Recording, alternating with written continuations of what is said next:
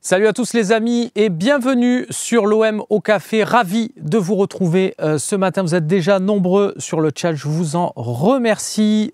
C'est le dernier OM au café avant cet OM PSG. On ne va pas en faire des tonnes sur ce match, on n'est pas trop en position pour ça. Mais on a le plaisir de partager cette émission avec Daniel Riolo. Salut Daniel, comment ça va?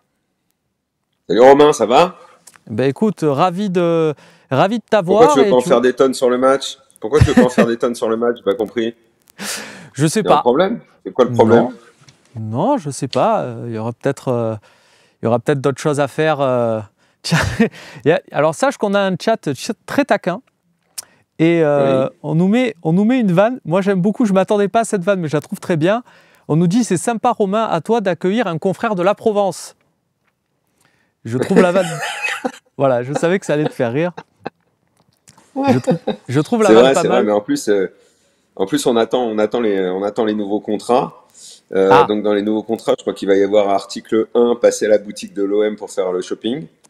Parce que je crois que le sweat que tu portes là, ça doit devenir notre tenue de travail en fait. Eh ben écoute, regarde, c'est pas mal. Je t'avoue, elle est très confort. Il y est en M parce qu'il va me falloir en M pour aller au bureau. Je te vois venir, c'est du M, Daniel. Je te vois venir. Voilà, donc il va me falloir ça pour aller au bureau maintenant. Et puis je sais pas, après on a une loge au Vélodrome, hein, voilà. Ça va venir. Oui, je dis ça pour ceux qui ne le savent pas, évidemment.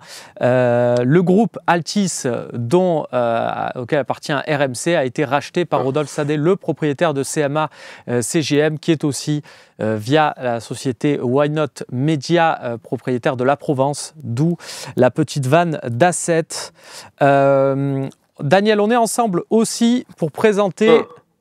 Romain, est-ce qu'on a des preuves? Est-ce qu'on sait vraiment si notre nouveau grand patron est vraiment supporter de l'OM? Il vient au stade? Ça, j'avoue, je ne sais pas. Il est de Marseille, ok, mais est-ce qu'il est vraiment supporter de l'OM? Écoute, je pense pas que c'est le plus grand des fans. Moi, on m'a toujours, dès que j'ai un peu approché ces questions-là, on a toujours été très prudent. Et je trouve que là-dessus, ça a un mérite que j'aime plutôt bien. C'est qu'ils n'ont jamais trop joué non plus sur cette fibre-là, eux. Ils ne s'est jamais raconté une histoire, c'était les winners chez moi ou quoi que ce soit, à vouloir faire plus supporters que les supporters. Comme d'autres entrepreneurs qu'on a connus avec un poste à l'Olympique de Marseille ou gravitant autour ces dernières années, se sont plutôt inventés des vies de supporters de l'OM. Lui, au moins, il a le mérite de rester dans son domaine. Et ça, c'est pas mal. Daniel, je disais, on est ensemble pour parler aussi de la revue de l'After. Je la montre comme si on était à la télé dans les années 90. Agent, les vrais maîtres du jeu, c'est le dernier numéro. C'est complet hein, sur le métier d'agent. Il y a pas mal d'entretiens avec Rafaela Pimenta qui a pris la suite de notre ami... Du Pizzaiolo. Du Pizzaiolo Mino Raiola, il y a Bruno Satin, Jean-Pierre Bernès que tu es allé voir à Cassis, Yvan Lemay. Ouais. Non, Jean-Pierre Bernès, ça s'est fait par téléphone. C'est vrai, tu n'es pas descendu Non, ça m'est arrivé une fois il y a très très très longtemps d'aller le voir chez lui à Cassis, c'est vrai, c'était d'ailleurs un super déjeuner, magnifique restaurant que tu dois connaître là-bas. Oui. Mais pour cette interview-là, non, ça s'était fait par téléphone. On n'a pas réussi, ni lui, il pouvait venir à Paris, ni moi, j'ai pu descendre pour le voir. Nous avons bien sûr de bons poissons dans ces restaurants du côté de Cassis. Et donc, je le disais, vous l'ouvrez, vous le trouvez. Il y a un article aussi sur les agents à Marseille et de savoir pourquoi, au final, quand on est agent, c'est pas mal de commencer par Marseille. Ils sont nombreux à avoir bossé à Marseille et maintenant à faire un peu la maille dans le... Parce que une fois que tu as bossé comme agent autour de l'OM, tu es formé à tout après, c'est ça? C'est ça que tu veux dire? Tu liras l'article, Daniel, mais effectivement, il y a peut-être une explication là-dedans, effectivement. Non, mais c'est vrai. C'est vrai, voilà, c'est un numéro complet. La revue de l'After, maintenant, c'est bimensuel. C'est tous les 2 mois. Et Absolument, on a upgradé, t'as vu, on a upgradé, puis on a des contributeurs de qualité. Hein. Ben écoute, moi je trouve que je m'y retrouve totalement en tant qu'auditeur de l'After, et je trouve on est vraiment dans une... Tu te retrouves pas en tant que contributeur? Si, évidemment, évidemment, je vais pas me plaindre, je suis très fier d'en faire partie, mais je lis avec intérêt les papiers de tous, et je trouve qu'on est sur un magazine qui est vraiment... D'ailleurs, je crois que vous avez été primé il n'y a pas longtemps pour le côté déclinaison média, je crois que c'est l'an dernier. Et je trouve qu'on s'y retrouve totalement parce que c'est vraiment le prolongement de l'émission radio. C'est pas un magazine comme les autres, des magazines sur le foot, il y en a, tu le sais très bien, j'ai bossé pendant des années à SoFoot. Et c'est pas du tout l'idée de dire on va faire comme SoFoot, mais c'est construit d'une manière totalement différente. Et quand on est auditeur de l'After, je trouve qu'on s'y retrouve totalement à voir vraiment l'esprit de l'émission dans un autre format, bien adapté.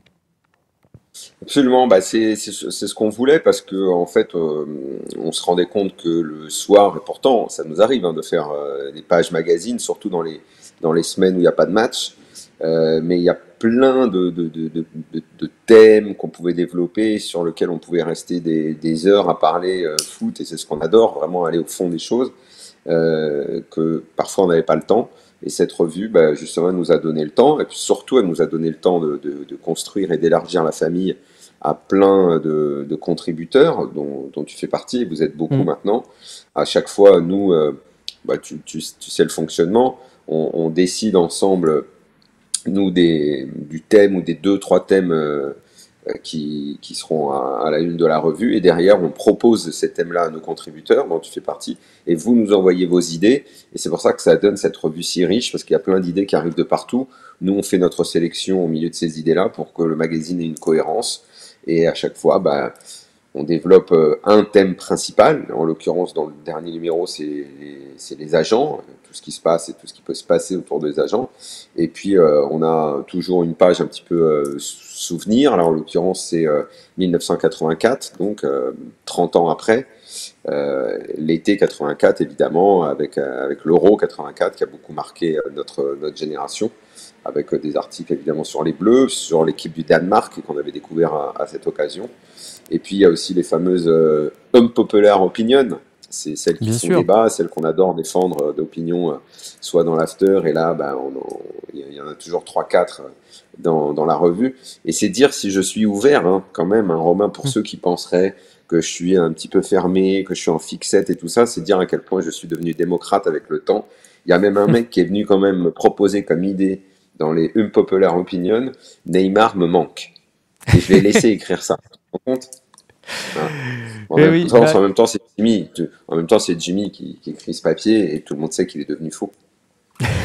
Jimmy, tout le monde sait qu'il est devenu faux. Exactement. Il aime ce football-là.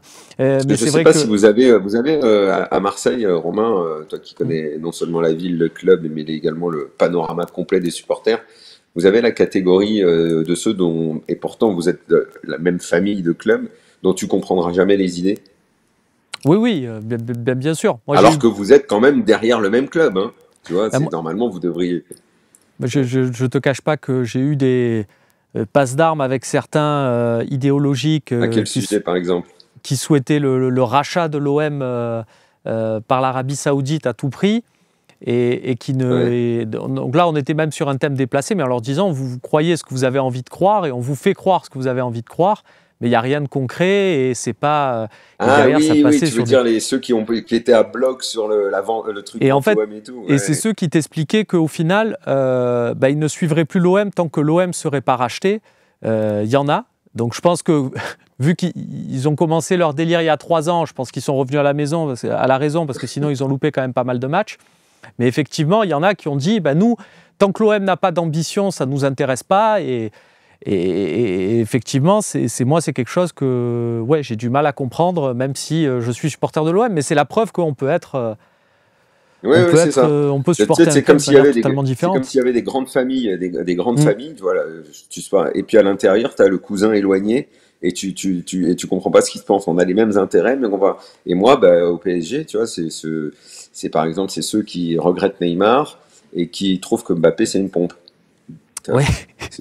Ça existe. C'est fou, mais ça existe. Voilà, ça existe. Euh, Voilà.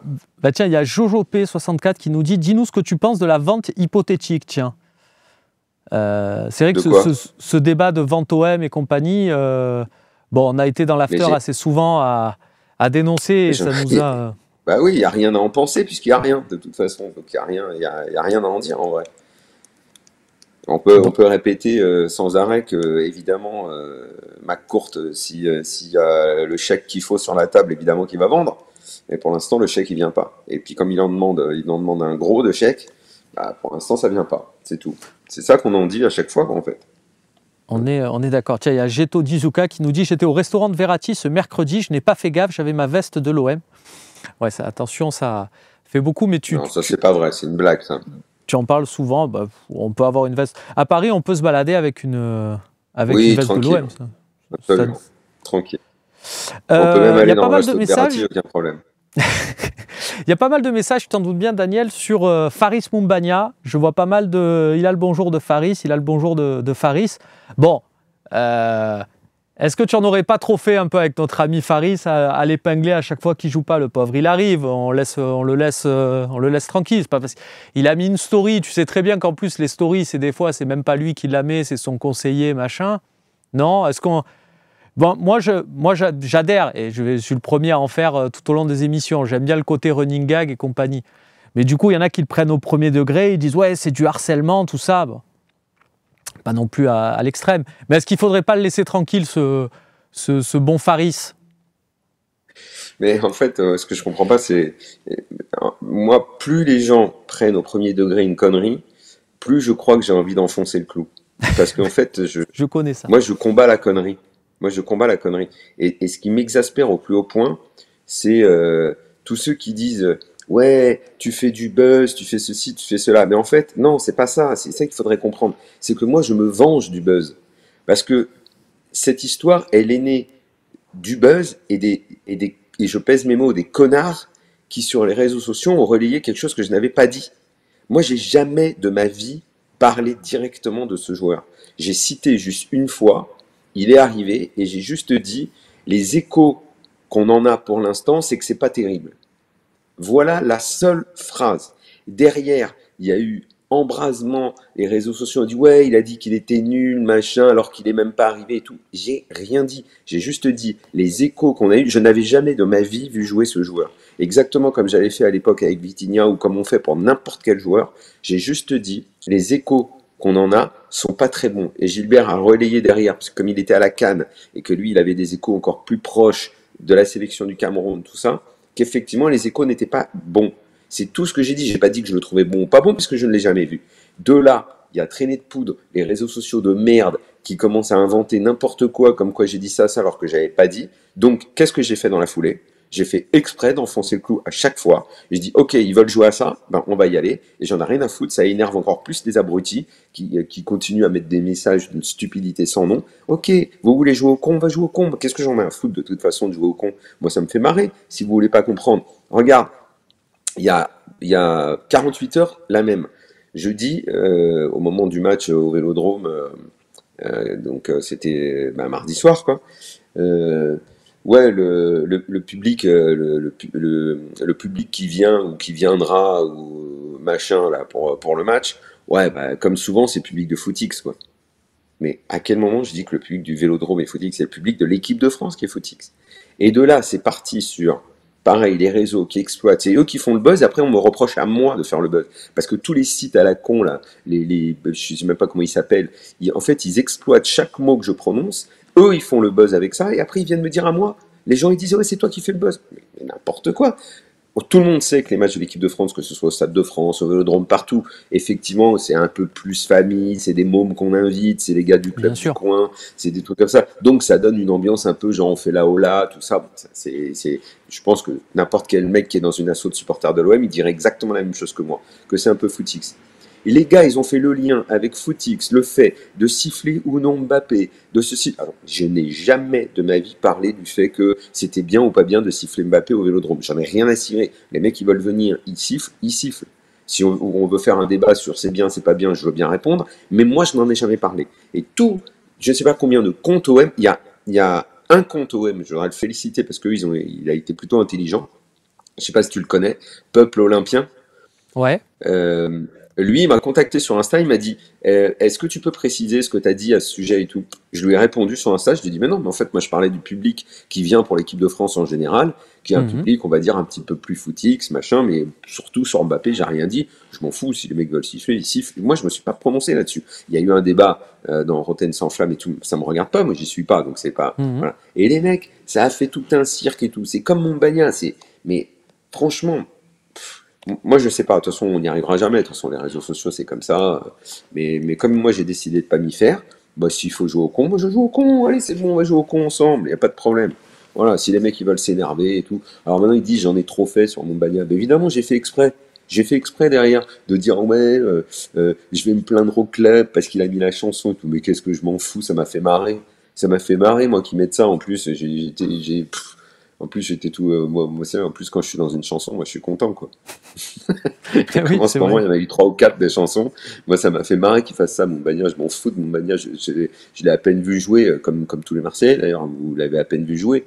Alors, vous avez vu son espèce de tir en tribune là, dans le dernier match, là, au Alors, Vélodrome.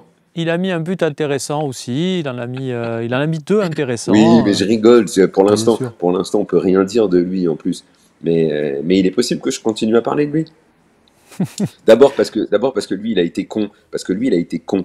Parce que ce soit lui directement ou les gens qui ont relayé et tout, déjà, ils auraient pu se renseigner sur ce que j'avais réellement dit. Et réagir de cette façon en rentrant dans espèce d'insulte, parce que mine de rien, directement, c'est une insulte. Bah, moi, je trouve que c'est pas très malin. C'est pas très malin parce que moi, j'ai rien dit de lui. Donc, quelque part, c'est lui qui a commencé. C'est pas moi. Parce qu'encore une fois, moi, je n'ai rien dit. Juste les échos qu'on a de lui sont pas favorables. C'est tout. C'est tout. Comme on aurait fait pour n'importe quel joueur. Non, mais tu Je suis sais que désolé, même tu, Quand Ugarte il est arrivé au PSG, personne ne le connaissait. Qu'est-ce que j'ai fait? Tous les mecs qui suivent le championnat du Portugal, qui connaissaient tout, je les ai appelés, je dis, ah, ouais, ouais. Et j'aurais très bien pu dire derrière, bah, les échos que j'ai, bah, d'ailleurs je l'avais dit, les échos que j'ai, c'est que franchement il a coûté super cher, quoi. Et que c'est un bon joueur, mais bon, peut-être pas un mec à 60 millions. Voilà. Et alors, j'ai la famille d'Ugarte qui est venue pour m'insulter sur les réseaux. Non mais sans déconner. Non, mais bien sûr, mais je pense pas que ça soit Faris Moumbagna. Après, je n'ai pas le fin mot de l'histoire, hein, Bah, j'étais peu pas chez importe, il lui. contrôle. Il y a des mecs qui le fait. Il y a des mecs qui le font en son nom. Mais tu Il y a des sais gars très qui le bien font en comment son ça nom. marche. J'en suis victime Bah, je à sais très mon bien que ça échelle. marche Donc super mal. Si un voilà, mec donc qui contrôle pas ses réseaux, c'est pas normal.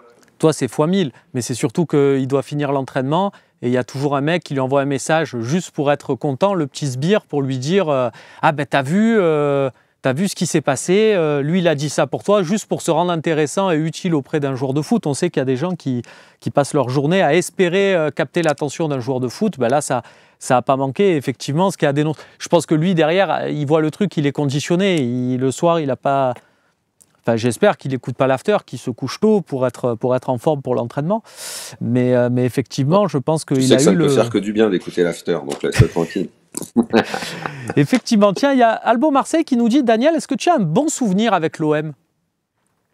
C'est-à-dire, Qu'est-ce qui te vient en tête si je te dis un bon souvenir, voilà, peut-être d'une couverture de match, d'une époque, d'une saison, il y a quelque chose de l'OM qui t'a plu? Alors, évidemment, tu as grandi en tant que supporter parisien, mais après, tu es devenu journaliste, donc tu as suivi pas mal de choses. Je t'ai vu au stade, moi je t'ai croisé.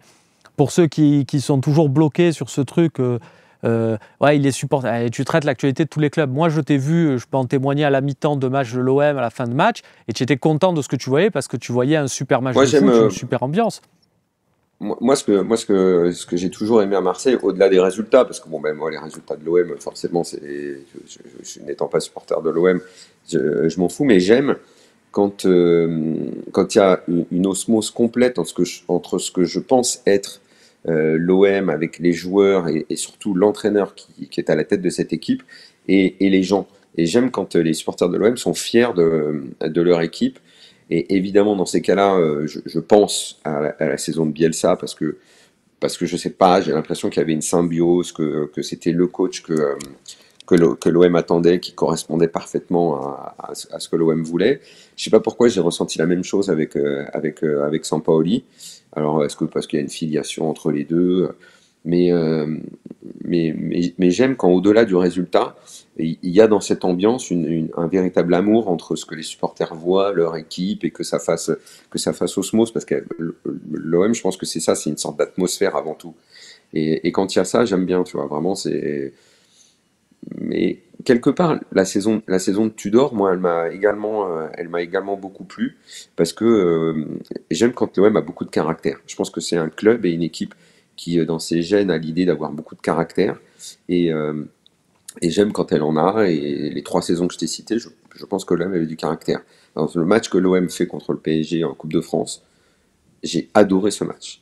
Évidemment, tu penses bien que ça m'a pas fait plaisir.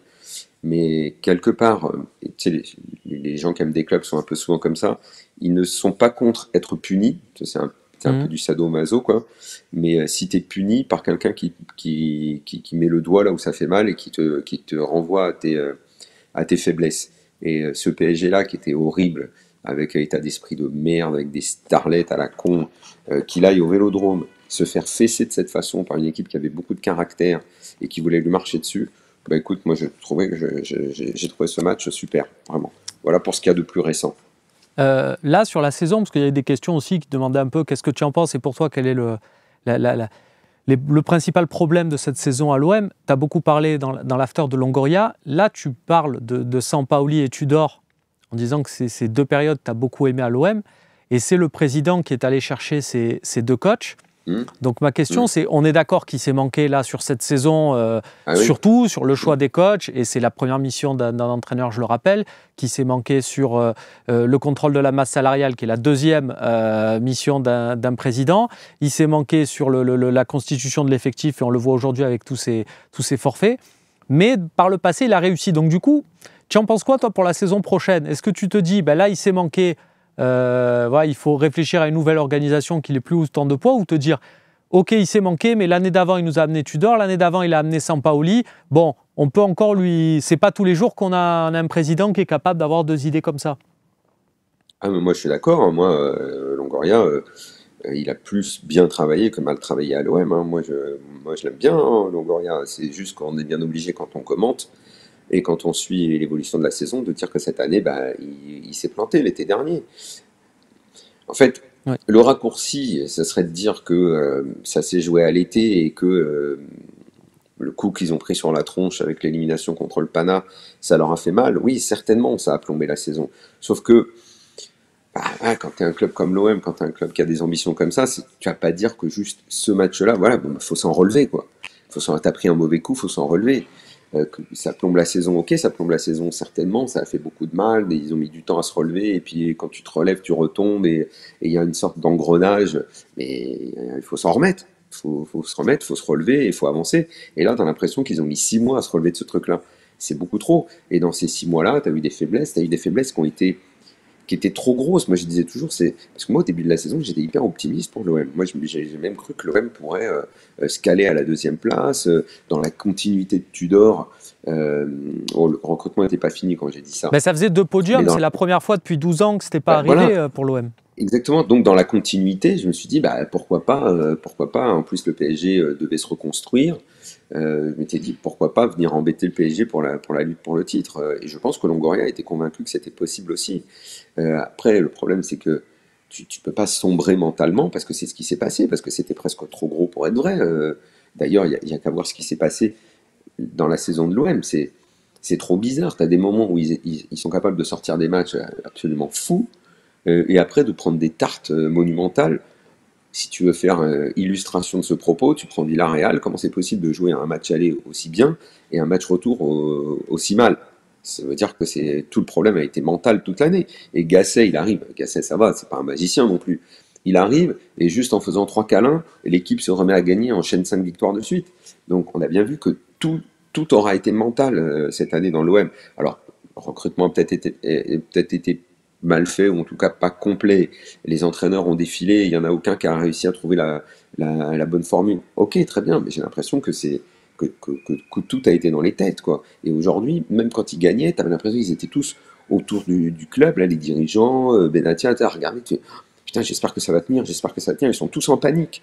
Et quoi, prenez un psy dans ces cas-là, quoi, si vous avez à ce point peur que ça craque mentalement. Et je trouve que l'OM a gâché sa saison à cause de ça, peut-être même plus qu'à cause de la qualité des joueurs, parce que je pense qu'il y avait quand même matière à faire un 11, 12, 13 joueurs de bon niveau. C'est vrai que derrière, ça semblait un petit peu faible, et ça me semblait pas aussi faible que ça l'été dernier. Il n'y a pas eu, ouais, quand tu vois là que dimanche ils vont jouer, ils ont à peine 12 joueurs, et le reste, t'as que des blessés ou des joueurs pas terribles. T'as de quoi te demander comment l'effectif a été construit. De ce côté-là, Pablo, ouais, je pense qu'il ça a beaucoup moins bien marché ses choix cette année que les années d'avant, quoi. Après, moi, je suis pas pour qu'il s'en aille et tout. C'est peut-être lui qui va décider de s'en aller. C'est peut-être lui qui est fatigué parce que l'OM, ça pompe beaucoup d'énergie. Peut-être qu'il y a des gens qui veulent prendre sa place aussi. Peut-être que l'OM va se restructurer. Je sais pas ce que va décider McCourt, hein. Ouais, après, l'énergie, des fois, j'ai plus envie de miser sur le fait qu'il va partir. Mhm. Mais écoute. Après, faute de proposition, peut-être, ou de projet derrière, on peut se remotiver aussi. Ça ne serait pas une première dans le foot. Il y a Samba Tapi qui nous dit « J'ai une question pour Daniel. Pourquoi il s'emporte autant dans les talk-shows et pourquoi il veut toujours parler plus fort que son interlocuteur? C'est possible de débattre dans le calme aussi. C'est d'ailleurs bien plus agréable et souvent bien plus constructif. » Alors, c'est vrai que tu as des passes d'armes avec mon copain Walid. Tu as eu quelques passes d'armes, quelques débats encore récemment sur Luis Enrique. Je vous ai écouté. Et pour rejoindre un peu la réflexion de Samba Tapi, c'est vrai que en même temps, on peut s'en plaindre, mais en même temps, c'est aussi un peu ce qu'on vient chercher. Je sais que moi, en tant que Marseillais, évidemment, je ne m'en cache pas quand le Paris Saint-Germain se fait sortir de Ligue des Champions, là, avec le but de Benzema, le Real et tout. J'avais prévu de me coucher, je vois le match retour, je me dis, bon, je vais rester éveillé, je vais écouter l'after. Je sais que je vais passer, entre guillemets, un bon moment. Donc, on ne peut pas te le reprocher dans un sens et s'en réjouir dans l'autre. Toi, est-ce que c'est un peu un personnage, tu en es conscient, ou est-ce que c'est plus fort que toi, en fait? Des fois, tu te dis, je vais être calme, et puis, une fois sur le fauteuil, tu t'énerves. Bah ouais, c'est un peu ça, hein. Tu vois, je l'avais raconté dans un livre, ce truc-là que probablement j'aurais beaucoup aimé, tu vois, être un petit peu plus posé, un peu plus anglais, tu vois, un petit peu plus salon club, tu sais, avec le verre de cognac à la main. Oui, mon cher, oui. Alors, vous pensez que, sauf que c'est pas ma nature, c'est pas ma culture, j'y peux rien, quoi. Je peux rien, je suis beaucoup plus du sud que vous. Donc voilà, je sais pas réellement parler doucement, j'ai du mal à calmer mes emportements, et pourtant je suis vieux maintenant. Donc je vois pas trop comment je pourrais changer, quoi. J'essaye, hein, parfois et tout, hein, mais il y a des sujets comme ça où, ouais. Je sais pas, c'est pas toujours non plus. Après, oui, si tu fais référence aux éliminations minables du PSG en Coupe d'Europe, oui, souvent ça donne lieu à des énervements, mais bon, après, pas tous les débats ne sont pas agités non plus, quoi. C'est de temps en temps, quoi. Oui, c'est Pas vrai qu'il y a toujours. beaucoup d'heures d'antenne, donc forcément. Il y a Mandandarine Voilà. qui nous donne une piste. Il nous dit apparemment il est plus calme le matin. Ben voilà, il faudrait peut-être multiplier les formats le matin. Ça, c'est vrai. Et Ça, puis c'est vrai. Il faudrait voir Luciano. si on enregistre un jour l'after le matin, voir ce que ça donne. Mais bon, comme on a toujours été en direct, je Eh sais oui. pas, peut-être, ouais, peut-être que le matin, non, parce que il y a 3 jours, je fais pas souvent le podcast PSG, mais j'ai Mhm. fait le podcast PSG avec Jimmy. J'ai pété un câble au bout de 30 secondes. Comme En même quoi. temps, ouais, je sais plus parce que ah oui, parce qu'il disait qu'il fallait faire tourner contre l'OM parce que le match n'était pas si important que ça, qu'il fallait le match le plus important c'était Rennes mercredi, plus Ligue des Champions une semaine après. Enfin, je sais pas, il me faisait un peu une sorte de docteur Courbis Mhm. sur il faut se reposer ou des choses comme ça. Et à chaque fois, moi, ça, ce genre de truc, j'ai du mal. Surtout avec l'idée il faut faire tourner quand tu joues à Marseille. Mais toi, pour toi, c'est Par contre, encore il y a une quelque nouvelle. chose le match PSG OM PSG, c'est un truc, c'est un Quand petit. même, quoi. Non, mais si on se met à renier tout ce qui fait la valeur de notre championnat, je suis désolé, la valeur de notre championnat, c'est PSG-OM, OM-PSG. C'est l'atout numéro un. Enfin, pardon. Mhm. Les gens se rendent compte que ce sont les deux clubs qui font vivre le foot en France. T'enlèves ces deux clubs-là, c'est fini. T'enlèves ces deux clubs-là, il y a plus d'oseille, il n'y a plus de droits télé, il y a plus rien. les affluences au stade s'écroulent. Enfin, c'est quand même incroyable. C'est comme ça a la même valeur économique dans les proportions des deux championnats que Barça et Real en Espagne. Ah, si tu ignores ça ou si Hmm. tu comprends pas ça, mais enfin, c'est pas, faut Et, reprendre tout et à zéro.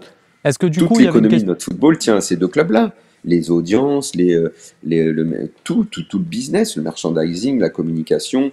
Les émissions, on ne parle pas que de Paris et de Marseille, mais je peux t'assurer, et tout le monde le sait, nous on les a tous, les chiffres des appels, de ce qui Ah oui, oui, intéresse oui, les les gens, émissions spéciales Rennes, ça fait pas. les podcasts, quand on avait lancé les podcasts club au début, qu'on voyait les courbes, bah, tu avais Paris, Marseille comme ça, et puis derrière, tu descendais, mais c'était même pas que tu descendais d'un escalier, quoi. Tu descendais de je sais pas combien d'étages.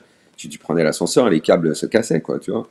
Et justement, Bon, il y a alors, Alfredo. donc c'est un match, tu peux pas le négliger, même si l'OM va moins bien, même si le Vélodrome il va être en ébullition dimanche soir, et tu veux dire ouais c'est pas un match important, où il faut faire la fine bouche ou quoi aux caisses. Bah non, voyons, non. Tiens, Alfredo 80 qui nous dit comment tu vis justement la. Parce que justement, le choc est plus équilibré du tout. Comment tu vis la perte d'identité du PSG depuis le passage sous le pavillon qatari? Il y avait une autre question aussi sur le côté, sur le doping financier, sur cette manière qu'a le PSG au final d'être dans une autre galaxie. Est-ce que ça te rend pas triste? Est-ce que tu préférais pas quand les deux clubs étaient un peu sur le même niveau?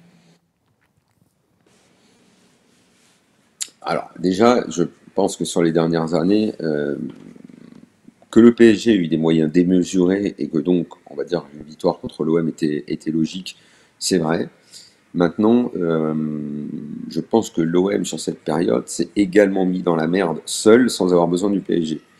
Il y a eu des années qui ont été bien gérées, mais celles qui ont été mal gérées, bah, c'est pas de la faute du PSG. Les mauvais choix, les saisons moisies. Dans cette période-là, il y a quand même Lille qui a été champion, Monaco a été champion. Il y a eu, même si c'est pas beaucoup, une poignée de titres qui ont échappé au PSG. L'OM aurait pu profiter de ça. Ils l'ont pas fait, notamment l'année dernière quand ils les battent en Coupe de France au terme d'un match admirable. Derrière, aller se planter contre Annecy, c'est pas de la faute du PSG. Et l'OM, je pense, aurait été ravi de dire on a gagné la Coupe de France en éliminant au passage le PSG. Donc que l'écart existe, bah, ça c'est vrai. Pour ce qui est le côté doping financier, écoute, au départ, moi, c'est plus ce qui s'est passé sur les dernières années que je trouve gênant. À partir du moment où le PSG, parce que pendant longtemps, le fair play financier, il a fonctionné. Et le PSG avait des moyens qui étaient une masse salariale qui était similaire aux plus grands clubs européens. Il y avait un paquet de gros clubs Hmm. européens. euh, Ils étaient tous dans les mêmes eaux. En revanche, que ces dernières années, euh, Nasser se soit mis ses férines dans la poche, que le fair play financier ait disparu et qu'il puisse faire grosso modo ce qu'il veut, oui, ça c'est gênant globalement. Et c'est une des raisons qui me font petit à petit pencher du côté de la Super League parce que je me dis au moins là-dedans, il y aura un contrôle et ils pourront plus faire ce qu'ils font en étant quasiment les chefs de l'UEFA par le biais de l'ECA, par le biais de la relation avec Ceferin. Je me dis que c'est un des seuls moyens pour arrêter un petit peu leur frénésie de dépenses, quoi. Tiens, Après, leur frénésie de dépenses, qu'est-ce que ça leur a apporté? Neymar, Messi, toutes ces conneries-là, les salaires astronomiques, est-ce que ça leur a permis de briller en Ligue des Champions? Ça les a plus mis dans la merde qu'autre chose. ouais, ça c'est vrai que au final, tu parlais des bonnes saisons. Je veux dire, en tant que fan de foot, tu as peut-être plus eu d'intérêt à suivre, tu le disais, Sampaoli, puis Tudor. On met cette saison de côté que les saisons. Tiens, avec Galtier d'ailleurs, tiens, et si Galtier devient entraîneur de l'OM, toi qui as vu de près et qui est très critique sur son passage au PSG, tu penses qu'il peut rebondir ou tu es Bah, plutôt honnêtement, circonspect? moi je me souviens même pas de lui au PSG. C'est comme s'il n'est pas venu, il faisait rien, il était là, ça a été la promotion de sa vie. Euh, je pense qu'il l'a pris comme tel, quoi. Je pense que ça a gonflé son ego qu'on puisse faire appel à lui pour diriger de tels joueurs. de toute façon, dès le début, on savait que c'était une erreur de casting. C'était foiré d'avance et ça a été une des pires saisons de l'histoire du club. Donc maintenant, s'il vient à l'OM, je pense que c'est pas du tout la même histoire. D'abord, je pense qu'entraîner l'OM, je crois que ça a toujours été l'un des rêves de sa vie, parce qu'il aime ce club et il l'a toujours supporté. Et également pour ça, c'est une erreur mais monumentale du PSG de l'avoir pris, ne serait-ce que pour ça. Tu vois, c'est ça en fait. Dans notre football, on néglige ce genre de choses. Mais quand Campos a dit ouais, vas-y, on va prendre Galtier parce que c'est mon pote, on a bossé ensemble, machin. Mais comment un président comme Nasser Al-Khelaifi peut accepter un truc pareil? Mais comment tu peux dire ok, on va prendre un mec dont le club de cœur c'est l'OM? Comment il peut accepter et toute la tripotée de supporters du PSG? On parlait d'une famille avec des cousins éloignés, mais moi, il y a des cousins qui commencent à être très très éloignés dans ce club. Comment on peut supporter que Luis Enrique vienne et dise dans 2 semaines je vais jouer contre mon club de cœur, la moitié de l'équipe pourrait être titulaire dans la mienne et tout ça? Mais ferme ta gueule, quoi. On n'a pas besoin d'entendre ça quand tu es supporter d'un club. Ferme-la, on sait que tu viens du Barça, on sait que c'est ton club. Donc voilà, et Nasser, il supporte ça, pas de problème, et les supporters, ils sont là, mais à une autre époque, on n'aurait jamais accepté ça. Tu penses que les supporters de l'OM accepteraient ce genre de propos-là? Non. Genre, tu rencontres une équipe, je sais pas, par exemple Benfica, là, dans une semaine, et ton entraîneur, il dit, bah ouais, c'est mon club, j'ai toujours kiffé ce club, Benfica, je pense que Di Maria, ou je sais pas qui, évidemment qu'ils ont leur place à l'OM, mais même si tu le penses, mais ferme-la, quoi. Mais ferme-la, d'où tu viens nous dire ça? Voilà. Bon, et donc, voilà, ça, pour en revenir, ils ont fait le choix de prendre Galtier. Ok, supporter de l'OM, génial. Sinon, c'était nul comme idée. Ils se sont plantés et je pense que ça ne présage en rien de ce qu'il pourrait faire à l'OM. Il pourrait très bien s'en sortir. C'est un bon entraîneur. Hein, il pourrait très bien réussir à l'OM. Je vois pas de contre-indication à ça, quoi. En tout cas, il serait dans un environnement favorable. On va terminer cette émission avec un tu préfères. Merci encore Daniel pour ta dispo. Tu préfères, c'est un peu notre spécialité. Et là, on nous dit, tu préfères gagner la Ligue des Champions et descendre en Ligue 2 2 ou 3 années plus tard, ou pérenniser la suprématie de ton club en Ligue 1 sans résultat en Europe? Une question un peu de dirigeant.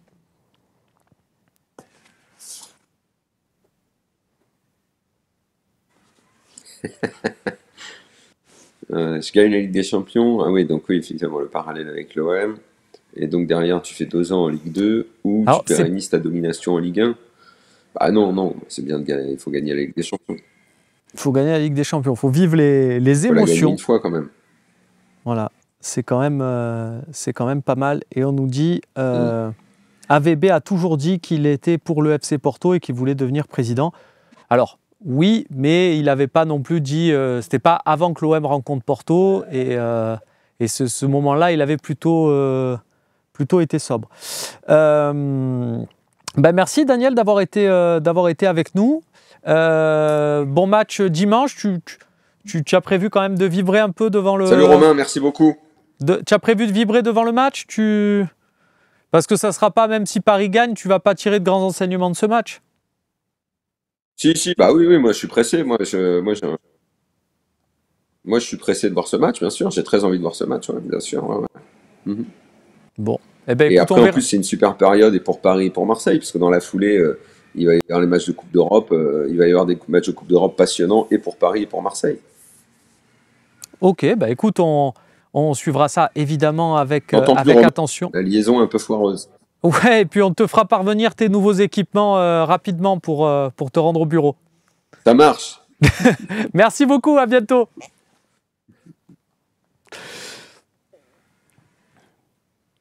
Hop.